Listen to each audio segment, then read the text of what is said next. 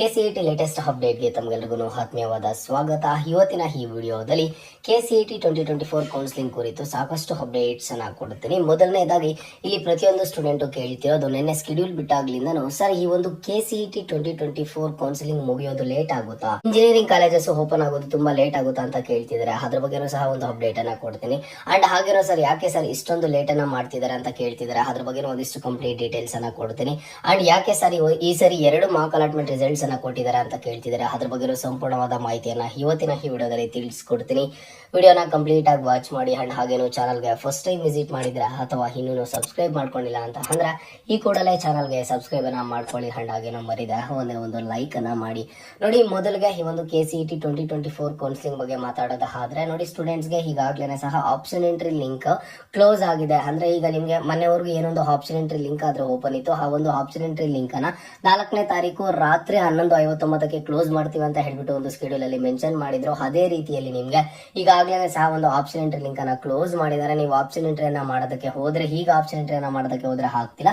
But ಭಯ ಬೇಡ, ಈಗ ಆಪ್ಷನ್ ಎಂಟ್ರಿ ಲಿಂಕ್ ಅನ್ನ ಏನಕ್ಕೆ ಕ್ಲೋಸ್ ಮಾಡಿದಾರೆ ಅಂತ ಅಂದ್ರೆ ಇನ್ನು 3 ದಿನ ಆದ್ಮೇಲೆ ಅಂದ್ರೆ ನಿಮ್ಗೆ 7ನೇ ತಾರೀಕು ಒಂದು ಮಾರ್ಕ್ ಅಲಾಟ್ಮೆಂಟ್ ರಿಸಲ್ಟ್ಸ್ ಅನ್ನ ಬಿಡ್ತಾರೆ. ಹಾಗಾಗಿ ನಿಮಗೆ ಇಲ್ಲಿ ಒಂದು ಆಪ್ಷನ್ ಎಂಟ್ರಿ ಲಿಂಕ್ ಅನ್ನ ಆದ್ರೆ ಕ್ಲೋಸ್ ಮಾಡಿದ್ದಾರೆ. ಓಕೆನಾ? ಅಂಡ್ ಇಲ್ಲಿ ಸಾಕಷ್ಟು ಸ್ಟೂಡೆಂಟ್ಸ್ ಕೇಳ್ತಿರೋದು, ಸರ್ ಈ ವರ್ಷ ಇಂಜಿನಿಯರಿಂಗ್ ಕಾಲೇಜಸ್ ಓಪನ್ ಆಗೋದು ಲೇಟ್ ಆಗುತ್ತಾ ಅಂತ ಕೇಳ್ತಿದ್ದಾರೆ. ಹೌದು, ಖಂಡಿತವಾಗ್ಲೂ ಸಹ ಲೇಟ್ ಆಗುತ್ತೆ.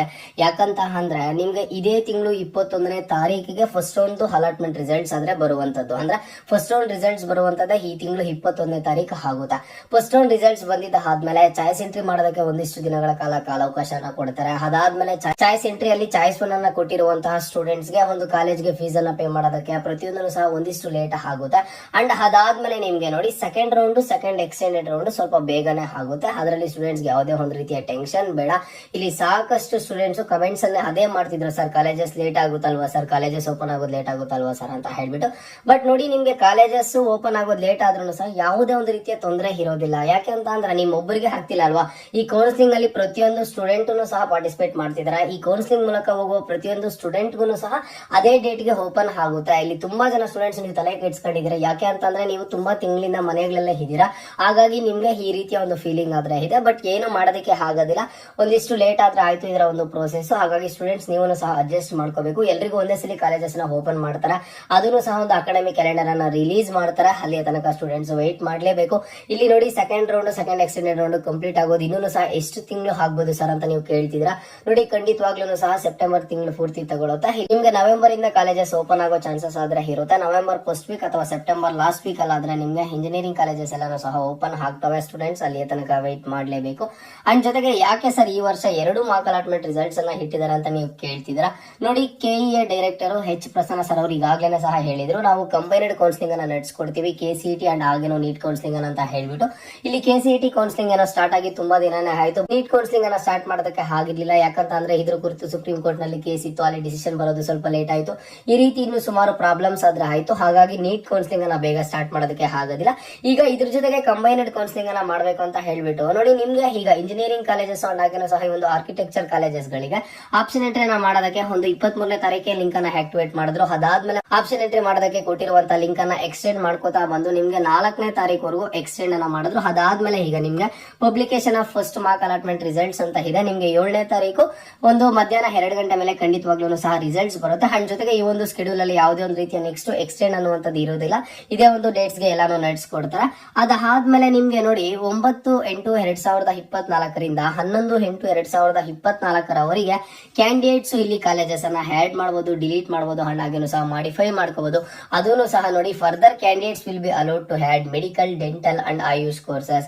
ಈಗ ನೀವು ಯಾರಾದ್ರೆ ಒಂದು ಮೆಡಿಕಲ್ ಸೀಟ್ಸ್ ಅನ್ನ ಅಂಡ್ ಹಾಗೇನು ಸಹ ಡೆಂಟಲ್ ಸೀಟ್ಸ್ ಅನ್ನ ಅಂಡ್ ಹಾಗೇನು ಸಹ ಆಯುಷ್ ಸೀಟ್ಸ್ ಏನಿರ್ತವೆ ಆ ಒಂದು ಸೀಟ್ಸ್ ಅನ್ನ ಆಡ್ ಮಾಡ್ಬೇಕು ಅಂತ ಅನ್ಕೊಂಡಿರ್ತೀರಾ, ಅಂತ students first mark allotment results ಬಂದಿದ್ದ ಆದ್ಮೇಲೆ ಇಲ್ಲಿ ಕಾಲೇಜಸ್ ಅನ್ನ ಆಡ್ ಮಾಡ್ಕೋಬಹುದು. ಅದಾದ್ಮೇಲೆ ನಿಮ್ಗೆ ಅಲ್ಲಿ ಕಾಲೇಜಸ್ ಆದ್ರೆ ಶೋ ಆಗುತ್ತೆ. ಅಷ್ಟರೊಳಗೆ ಈ ಒಂದು ನೀಟ್ ರಿಜಿಸ್ಟ್ರೇಷನ್ ಏನಿದೆ, ವೆರಿಫಿಕೇಶನ್ ಸ್ಲಿಪ್ ಏನಾಗಿದೆ, ಅದರ ಒಂದು ಪ್ರೋಸೆಸ್ ಏನಿದೆ ಎಲ್ಲಾನು ಸಹ ಕಂಪ್ಲೀಟ್ ಆಗಾದ್ರೆ ಎಲ್ಲಾನು ಕಂಪ್ಲೀಟ್ ಮಾಡ್ಕೋತಾರೆ. ಅಂದ್ರೆ 9ನೇ ತಾರೀಕು ಒಳಗಡೆ ಕೆಎ ಕಡೆಯಿಂದ ನೀಟ್ಗೆ ರಿಜಿಸ್ಟ್ರೇಷನ್ ಪ್ರತಿಯೊಂದನ್ನು ಸಹ ಸ್ಟೆಪ್ ಕಂಪ್ಲೀಟ್ ಆಗುತ್ತೆ. 9ನೇ ತಾರೀಕಿಂದ 11ನೇ ತಾರೀಕುವರೆಗೂ ಸ್ಟೂಡೆಂಟ್ಸ್ ಎಲ್ಲಾನು ಸಹ ಈ ಒಂದು ಮೆಡಿಕಲ್ ಸೀಟ್ಸ್ ಅನ್ನ, ಡೆಂಟಲ್ ಸೀಟ್ಸ್ ಅನ್ನ ಹಾಗೇನು ಸಹ ಆಯುಷ್ ಅವೈಲೇಬಲ್ ಸೀಟ್ಸ್ ಅನ್ನ ನೀವಾದ್ರೆ ಆಡ್ ಮಾಡ್ಕೋಬಹುದು. ಅದಾದ್ಮೇಲೆ ನಿಮ್ಗೆ next second mark allotment results ಅನ್ನ ಬಿಡ್ತಾರೆ. ಆ ಒಂದು ಸೆಕೆಂಡ್ ಮಾರ್ಕ್ ಅಲಾಟ್ಮೆಂಟ್ ರಿಸಲ್ಟ್ಸ್ ಅಲ್ಲಿ ನೋಡಿ ಇಂಜಿನಿಯರಿಂಗ್ ಕಾಲೇಜಸ್ ಯಾರಿಗೆ ಅಲಾಟ್ ಆಗಿರುತ್ತೆ ಅವ್ರಿಗೆ ಇಂಜಿನಿಯರಿಂಗ್ ಕಾಲೇಜಸ್ ಶೋ ಆಗ್ತಿರುತ್ತೆ. ಮೆಡಿಕಲ್ ಸೀಟ್ಸ್ ಯಾರಿಗೆ ಅಲಾಟ್ ಆಗಿರುತ್ತೆ ಅಂತ ಸ್ಟೂಡೆಂಟ್ಸ್ ಗೆ ಮೆಡಿಕಲ್ ಸೀಟ್ಸ್ ಅಲಾಟ್ ಶೋ ಆಗ್ತಿರುತ್ತೆ. ಅಂಡ್ ನೋಡಿ ನಿಮ್ಗೆ ಫಸ್ಟ್ ಮಾರ್ಕ್ ಅಲಾಟ್ಮೆಂಟ್ ರಿಸಲ್ಟ್ಸ್ ಆಗಿದ್ದ ಆದ್ಮೇಲೆ ಇಲ್ಲಿ students engineering, architecture, BSc nursing and ಹಾಗೇನು ಸಹ ಇಲ್ಲಿರುವಂತಹ ಇನ್ನು ಕೆಲವಾರಷ್ಟು ಕೋರ್ಸಸ್ ಗಳಿಗೆ ಅಂದ್ರೆ ಕೃಷಿ ವಿಜ್ಞಾನ ಕೋರ್ಸಸ್ ಗಳಿಗೆ B.Pharm, BSc ನರ್ಸಿಂಗ್ ಎಲ್ಲ ಒಂದು ಕೋರ್ಸಸ್ ಗಳಿಗೂ ನೀವು ಆಡ್ ಮಾಡಿರುವಂತಹ ಕಾಲೇಜಸ್ ನ ಮಾಡಿಫೈ ಮಾಡ್ಕೋಬಹುದು ಅಥವಾ ಬೇರೆ ಕಾಲೇಜಸ್ ಸಹ ಆಡ್ ಮಾಡ್ಕೋಬಹುದು. ಅದರ ಜೊತೆಗೆ further candidates will be allowed to had medical, dental and AYUSH available seats ಅನ್ನೋದ್ರೆ ನೀವು ಇಲ್ಲಿ ಆಡ್ ಮಾಡ್ಕೋಬಹುದು ಆಗಿರುತ್ತೆ. ಅದಾದ್ಮೇಲೆ ಸೆಕೆಂಡ್ ಮಾರ್ಕ್ ಅಲಾಟ್ಮೆಂಟ್ ರಿಸಲ್ಟ್ಸ್ ಅನ್ನ ಕೊಡ್ತಾರೆ. ಸೆಕೆಂಡ್ ಮಾರ್ಕ್ ಅಲಾಟ್ಮೆಂಟ್ ರಿಸಲ್ಟ್ಸ್ ಕೊಟ್ಟಿದ್ದ ಆದ್ಮೇಲೆ ಮತ್ತೇನು ನಿಮ್ಗೆ ಟೈಮ್ ಇರುತ್ತೆ ಕಾಲೇಜಸ್ ಅನ್ನ ಆಡ್ ಮಾಡ್ಕೊಳ್ಳೋದಕ್ಕೆ, ಡಿಲೀಟ್ ಮಾಡ್ಕೊಳ್ಳೋದಕ್ಕೆ, ಮಾಡಿಫೈ ಮಾಡ್ಕೊಳ್ಳೋದಕ್ಕೆ. ಅದು ನೋಡಿ 14ನೇ ತಾರೀಕಿಂದ 18ನೇ ತಾರೀಕುವರೆಗೂ ಸಹ ಟೈಮ್ ಇರುತ್ತೆ. ನೀವು ಇಲ್ಲಿ ಇಂಜಿನಿಯರಿಂಗ್ ಕೋರ್ಸಸ್ ಆಗಿರ್ಬೋದು ಅಥವಾ ಮೆಡಿಕಲ್ ಕೋರ್ಸಸ್, ಡೆಂಟಲ್ ಕೋರ್ಸಸ್, ಈಗ ಫಸ್ಟ್ ಮಾರ್ಕ್ ಅಲಾಟ್ಮೆಂಟ್ ರಿಸಲ್ಟ್ಸ್ ಆಗಿದ್ದ ಆದ್ಮೇಲೆ ನೀವು ಮೆಡಿಕಲ್, ಡೆಂಟಲ್ ಈ ಒಂದು ಕಾಲೇಜಸ್ ಗಳನ್ನ ಆಡ್ ಮಾಡಿರ್ತೀರಾ. ಅದಾದ್ಮೇಲೆ ನಿಮ್ಗೆ ಸೆಕೆಂಡ್ ಮಾರ್ಕ್ ಅಲಾಟ್ಮೆಂಟ್ ರಿಸಲ್ಟ್ಸ್ ಅನ್ನ ಕೊಡ್ತಾರೆ. ಮತ್ತೆ ಅವ್ರಿಗೆ ಒಂದು ಚಾನ್ಸ್ ಸಹ ಕೊಡ್ತಾರೆ. ಅದರಲ್ಲಿ ನೀವು engineering colleges, BSc nursing colleges ನೀವು ಸಹ ಮಾಡಿಫೈ ಮಾಡ್ಕೋಬಹುದು ಆಗಿರುತ್ತೆ. ಅದಾದ್ಮೇಲೆ ನಿಮ್ಗೆ ಫೈನಲ್ ಆಗಿ publication of first round allotment results, ಮೊದಲ ಸುತ್ತಿನ ನೈಜ ಸೀಟು ಹಂಚಿಕೆ ಫಲಿತಾಂಶ ಪ್ರಕಟಣೆ ಅಂತ ಹೇಳ್ಬಿಟ್ಟು ನೀವು first round final allotment results ಆದ್ರೆ 21ನೇ ತಾರೀಕು ಆದ್ರೆ ನಿಮ್ಗೆ ಬಿಡ್ತಾರ. ಓಕೆನಾ, ಅಲ್ಲಿಯ ತನಕ ನಿಮ್ಗೆ ಟೈಮ್ ಇರುತ್ತೆ ಕಾಲೇಜಸ್ ಅನ್ನ ಆಡ್ ಮಾಡ್ಕೊಳ್ಳೋದಕ್ಕೆ, ಡಿಲೀಟ್ ಮಾಡ್ಕೊಳ್ಳೋದಕ್ಕೆ, ಮಾಡಿಫೈ ಮಾಡ್ಕೊಳ್ಳೋದಕ್ಕೆ. ಇದು ಕಂಬೈನ್ಡ್ ಕೌನ್ಸಿಲಿಂಗ್ ಆಗಿರೋದ್ರಿಂದ ಮೆಡಿಕಲ್, ಡೆಂಟಲ್, ಆಯುಷ್ ಅಂಡ್ ಹಾಗೇನೂ ಸಹ ಇಂಜಿನಿಯರಿಂಗ್, ಆರ್ಕಿಟೆಕ್ಚರ್, BSc ನರ್ಸಿಂಗ್ ಎಲ್ಲ ಒಂದು ಕೋರ್ಸಸ್ ಗಳಿಗೂ ಕಂಬೈನ್ಡ್ ಕೌನ್ಸಿಲಿಂಗ್ ಆಗಿರುತ್ತೆ.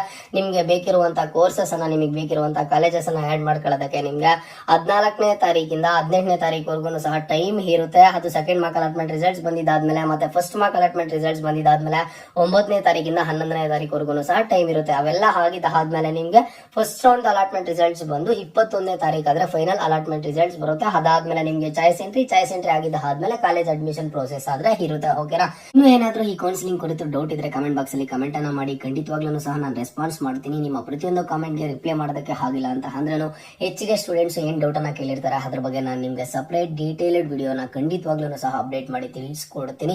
ಹಾಗಾಗಿ ಏನೇ ಡೌಟ್ ಇರಲಿ ಕಮೆಂಟ್ ಬಾಕ್ಸ್ ಅಲ್ಲಿ ಕಮೆಂಟ್ ಅನ್ನ ಮಾಡಿ. ಅಂಡ್ ಹಾಗೇನು ಚಾನಲ್ಗೆ ಈ ಕೂಡಲೇ ಸಬ್ಸ್ಕ್ರೈಬ್ ಅನ್ನ ಮಾಡ್ಕೊಳ್ಳಿ.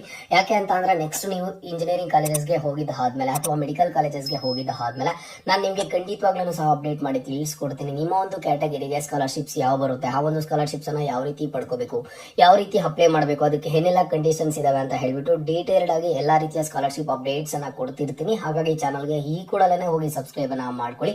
ಅಂಡ್ ಹಾಗೇನು ನೀವು ಫ್ರೀ ಹಾಸ್ಟೆಲ್ಸ್ ಅನ್ನ ಯಾವ ರೀತಿ ಪಡ್ಕೊಳ್ಳೋದು, ನಿಮ್ಮ ಒಂದು ಕ್ಯಾಟಗರಿ ಹಾಸ್ಟೆಲ್ಸ್ ಯಾವ ಇದಾವೆ, ಯಾವ ಲೊಕೇಶನ್ಸ್ ಅಲ್ಲಿ ಇದಾವೆ, ಏನು ಎಲ್ಲೋಗಿ ಅಪ್ಲೈ ಮಾಡಬೇಕು, ಅದಕ್ಕಿರುವಂತಹ ವೆಬ್ಸೈಟ್ ಏನು, ಕಂಡೀಷನ್ಸ್ ಏನು, ಎಲ್ಲದ್ರ ಬಗ್ಗೆನೂ ಸಹ ಸಪರೇಟ್ ವಿಡಿಯೋಸ್ ಅನ್ನ ನಾನು ಮಾಡಿ ತಿಳಿಸ್ಕೊಡ್ತಾನೆ ಇರ್ತೀನಿ. ಹಾಗಾಗಿ ಚಾನಲ್ಗೆ ಈ ಕೂಡಲೇ ಲೈಕ್, ಶೇರ್, ಸಬ್ಸ್ಕ್ರೈಬ್ ಅನ್ನ ಮಾಡ್ಕೊಳ್ಳಿ. ನೀವು ಮಾಡ್ಕೊಳ್ಳೋ ಒಂದು ಸಬ್ಸ್ಕ್ರೈಬ್ ಲೈಕ್ ಇಂದ ನೀವು ಸ್ಕಾಲರ್ಶಿಪ್ ಅಪ್ಡೇಟ್ಸ್ ಅನ್ನ, ಫ್ರೀ ಹಾಸ್ಟೆಲ್ಸ್ ಅಪ್ಡೇಟ್ಸ್ ಅನ್ನ ಎಲ್ಲಾನು ಸಹ ಉಚಿತವಾಗಿ ಪಡ್ಕೋತಿರ್ತೀರಾ. ಹಾಗಾಗಿ ಮಾಡ್ಕೊಳ್ಳಿ. ಅಂಡ್ ಹಾಗೇನೋ ನೀವು ಹೆಚ್ಚಿಗೆ ಕಾಂಟ್ಯಾಕ್ಟ್ ಅನ್ನ ಮಾಡಬೇಕು, ಹೆಚ್ಚಿಗೆ ಇನ್ಫಾರ್ಮೇಶನ್ ಅನ್ನ ಪಡ್ಕೋಬೇಕು ಅಂತ ಅಂದ್ರೆ ಇನ್ಸ್ಟಾಗ್ರಾಮ್ ಲಿಂಕ್ ಅನ್ನ ಕಮೆಂಟ್ ಬಾಕ್ಸ್ ಅಲ್ಲಿ ಕೊಟ್ಟಿರ್ತೀನಿ. ಅಲ್ಲಿ ಬಂದು ಫಾಲೋ ಮಾಡಿ ಮೆಸೇಜ್ ಮಾಡೋ ಮೂಲಕ ನಿಮ್ಮ ಒಂದು ಡೌಟ್ ಅನ್ನ ಕ್ಲಾರಿಫೈ ಮಾಡ್ಕೋಬಹುದು ಆಗಿರುತ್ತೆ. ಇದು ಇವತ್ತಿನ ಅಪ್ಡೇಟ್ ಆಗಿರುತ್ತೆ. ಇದೇ ರೀತಿಯ ಎಲ್ಲ ಹೆಚ್ಚಿನ ಅಪ್ಡೇಟ್ಸ್ ಗಾಗಿ ಮಹಿ ಮಾಸ್ಟರ್ಸ್ ಯೂಟ್ಯೂಬ್ ಚಾನಲ್ ಅನ್ನ ಈ ಕೂಡಲೇ ಸಬ್ಸ್ಕ್ರೈಬ್ ಮಾಡ್ಕೊಳ್ಳಿ.